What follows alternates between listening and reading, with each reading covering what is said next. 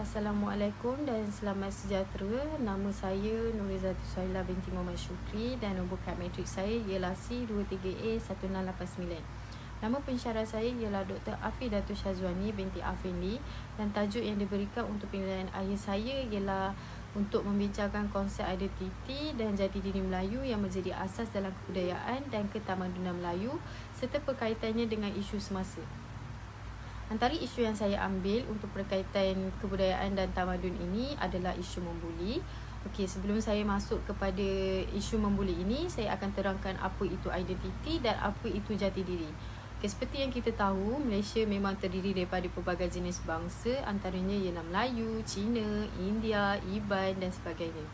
Kesemua bangsa ni dia mempunyai identiti mereka tersendiri dan perbezaan antara mereka adalah dari segi pertuturan, adab dan kita dapat mengenali seseorang itu melalui cara mereka bercakap terhadap kita. So kita tahu orang tu dari kaum apa, bangsa apa. Bagi jati diri pula, dia mempunyai pelbagai jenis maksud.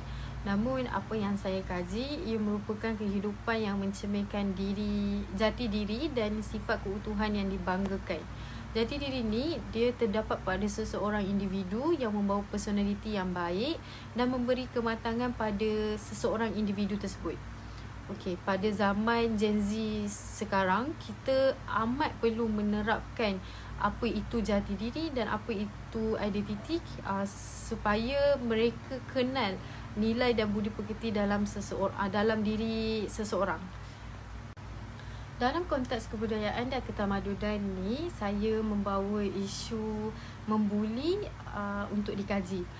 Kenapa saya bawa isu membuli? Sebab ia merupakan isu yang hangat dan sensitif dalam kalangan masyarakat.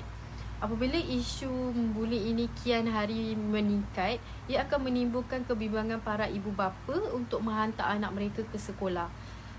Mesti ramai yang tanya, kenapa identiti dan jati diri ini menjadi asas dalam kebudayaan, kan? Okey, bagi pandangan saya, kenapa ia berkaitan? Kerana ia merupakan bagaimana budaya lain untuk mengenali budaya kita. Seperti berkaitan isu membuli ini, apabila saya kaji dengan lebih mendalam, isu membuli ini sering kali terjadi dalam pelajar Melayu. Apabila terjadi dalam kalangan pelajar Melayu, perspektif bangsa Cina dan India terhadap kaum Melayu menjadi negatif. Mereka akan jadi takut untuk berkawan dengan kaum Melayu. Bagi objektif saya pula, saya menganalisis kes buli yang berlaku mengikut tahun semasa ke semasa dan mengenal pasti faktor berlaku kes buli dalam kalangan masyarakat, menyelidik langkah yang boleh diambil dalam warisan budaya yang menjadi penyelesaian konflik pada zaman Gen Z ini dan mengkaji kesan yang berlaku dan juga kesan yang dihadapi oleh mangsa buli. Okey, sebelum kita masuk kepada objektif saya dengan lebih mendalam, saya nak beritahu yang batasan kajian saya hanyalah terbatas pada artikel yang terdapat pada laman Sesawang. Dalam jurnal tersebut terdapat pelbagai jenis isu sebenarnya, tapi saya hanya terbatas isu membuli lah sebab saya mengkaji isu membuli. Batasan kajian saya adalah untuk bertujuan supaya saya dapat mencapai objektif yang ingin saya sampaikan.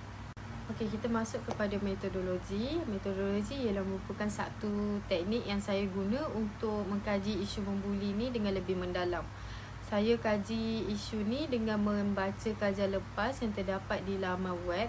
Selepas saya kaji, saya dapati bahawa pada tahun 2004 terdapat 1,600 orang pelajar terlibat dalam kes membuli.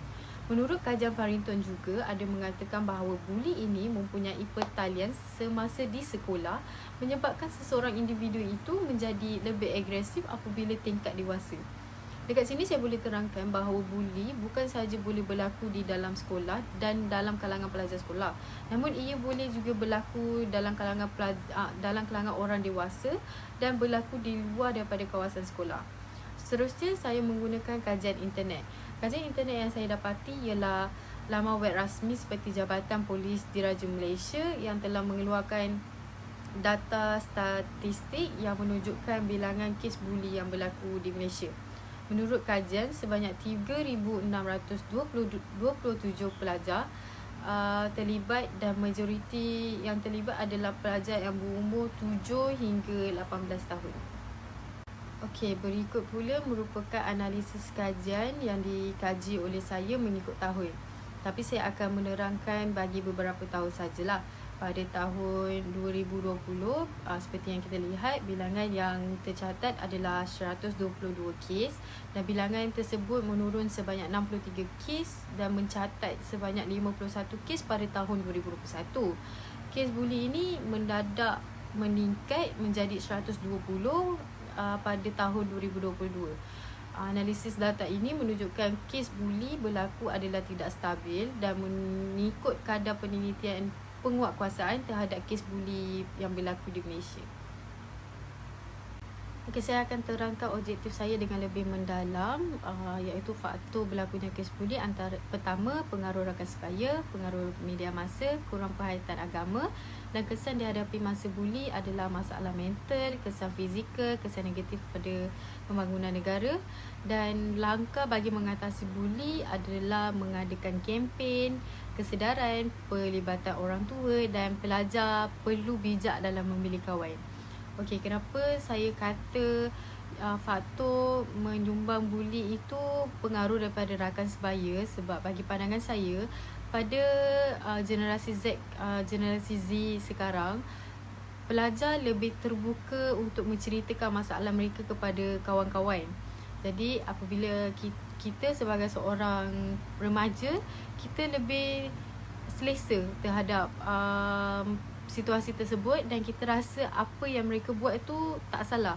Saya bagi contoh, seperti saya nampak kawan saya membuli orang lain dan saya rasa macam benda tu seronok dan saya akan ikut kawan saya mencuba untuk membuli orang lain. Itu akan menyumbang kepada faktor berlakunya kes buli dalam kalangan pelajar di sekolah lah.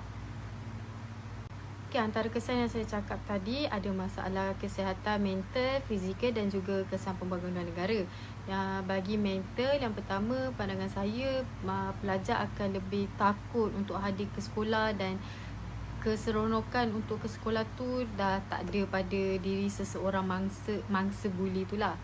Dan yang kedua ialah fizikal. Okey, saya boleh bagi contoh dekat sini kes yang berlaku di Universiti Pertahanan Nasional Malaysia yang melibatkan seorang pelajar lelaki yang bernama Zulfarhan Zulkarnain yang dibuli oleh pelajar sebilik dia sehingga menyebabkan kematian beliau. Faktor berlakunya buli itu adalah kerana Zulfarhan dituduh rakan mereka mencuri komputer riba. Bagi pandangan saya, cara untuk menyelesaikan masalah itu oleh remaja pada zaman kini adalah salah lah kerana mereka mencederakan fizikal seseorang individu. Bagi kesan yang ketiga iaitu menjejaskan ekonomi ataupun pembangunan negara. Kita boleh lihat sekarang di Malaysia memang kebanyakannya pelancong luar datang melancong ke negara kita. Mereka rasa seronok melancong ke negara kita kerana kemesraan rakyat-rakyat Malaysia.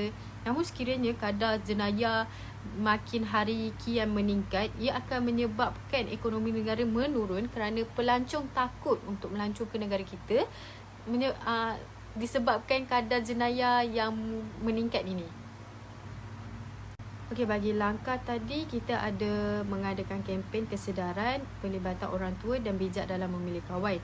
Bagi pandangan saya dekat langkah ini pula, mengadakan kempen perlu diadakan oleh pihak kerajaan, pihak bukan kerajaan ataupun pihak sekolah supaya pelajar ataupun masyarakat ataupun remaja pada zaman kini lebih terbuka minda mereka dalam memilih perkara itu baik ataupun tidak.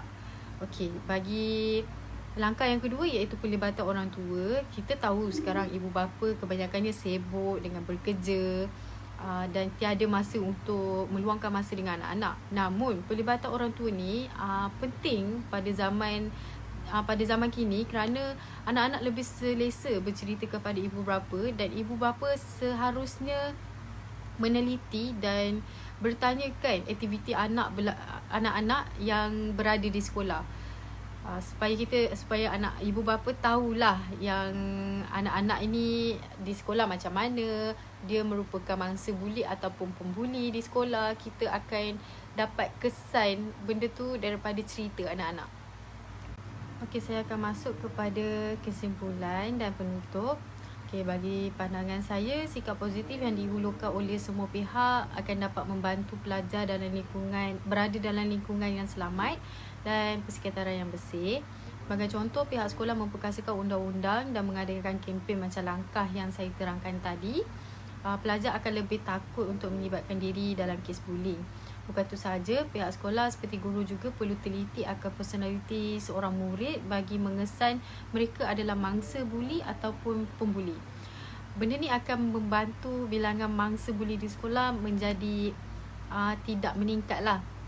Hal ini akan membawa kesan yang positif kepada negara juga kerana memiliki imej yang bersih dan bebas daripada keadaan jenayah, dan juga mempertahankan kebudayaan di Malaysia supaya masyarakat lain tak memandang serong terhadap budaya kita.